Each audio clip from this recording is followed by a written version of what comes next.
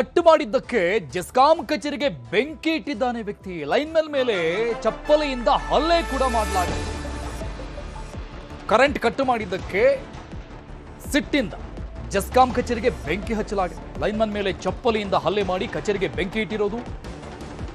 ರಾಯಚೂರಿನ ಸಿರವಾರ ತಾಲೂಕು ಉಪವಿಭಾಗದ ಮಲ್ಲಟ ಶಾಖೆಗೆ ಬೆಂಕಿ ಇಡಲಾಗಿದೆ.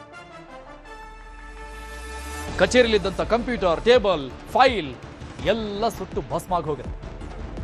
11,983 ರೂಪಾಯಿ ಬಾಕಿ ಇತ್ತು. ಇದರಿಂದ ವಿದ್ಯುತ್ ಸಂಪರ್ಕ ಕಡಿತಗೊಳಿಸಲಾಗಿದೆ.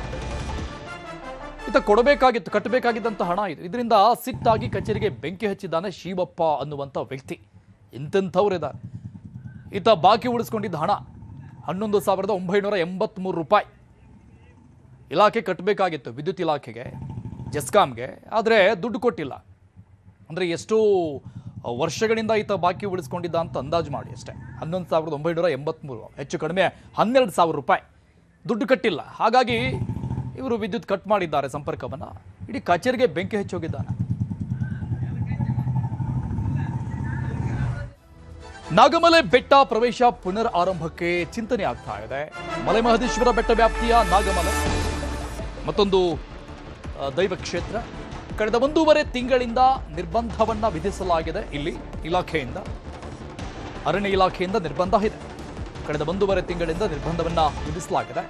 ನಾಗಮಲೆ ಬೆಟ್ಟದ ಬಳಿ ಬಾಲಕನ ಚಿರತೆಯನ್ನು ಕೊಂದಿತ್ತು. ಆ ಪ್ರಕರಣ ಆದ ನಂತರದಲ್ಲಿ ಈ ಒಂದು ನಿರ್ಧಾರವನ್ನ ಕೈಗೊಳ್ಳಲಾಗಿತ್ತು. ಮಾದಪ್ಪನ ಬೆಟ್ಟಕ್ಕೆ ಹೊರಟಿದ್ದಂತಹ ಬಾಲಕನನ್ನ ಚಿರತೆ ಹೊತ್ಕೊಂಡು ಹೋಗಿತ್ತು.